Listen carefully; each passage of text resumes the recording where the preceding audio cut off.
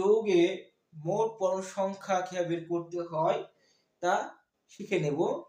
দেখো আমরা কিভাবে কোন যৌগে মৌলের মোট পরমাণু সংখ্যা বের করতে পারি তা দেখি।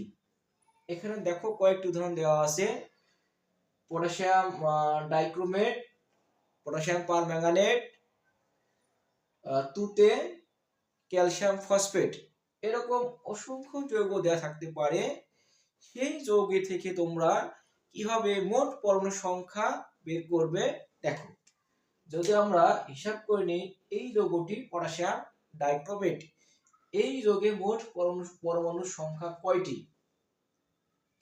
লক্ষ্য করো, প্রথমত পটাশিয়াম 2টি এবং ক্রোমিয়াম 2টি প্লাস অক্সিজেন 7টি, মোট যোগ করলে হবে আমাদের 11টি পরমাণু আছে। এভাবে আমরা পটাশিয়াম ডাইক্রোমেট থেকে মোট পরমাণু সংখ্যা পেলাম 11টি। একইভাবে যদি তোমরা বের করো তুতের ক্ষেত্রেও আমরা বের করতে পারি। লক্ষ্য করো, কপার 1 একটা শেষ প্লাস সালফার 1, অক্সিজেন 4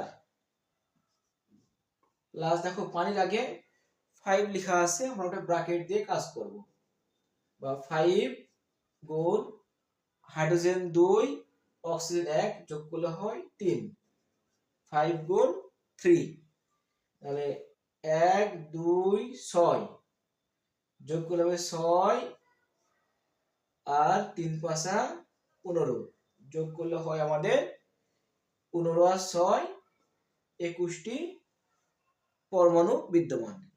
এভাবে আমরা পারম্যাঙ্গানেট, ডাইক্রোমেট, তুতে, ক্যালসিয়াম ফসফেট যতগুলো যৌগ দেওয়া থাকবে আমরা এইভাবে ওই যৌগের মোট পরমাণু সংখ্যা বের করতে পারবো।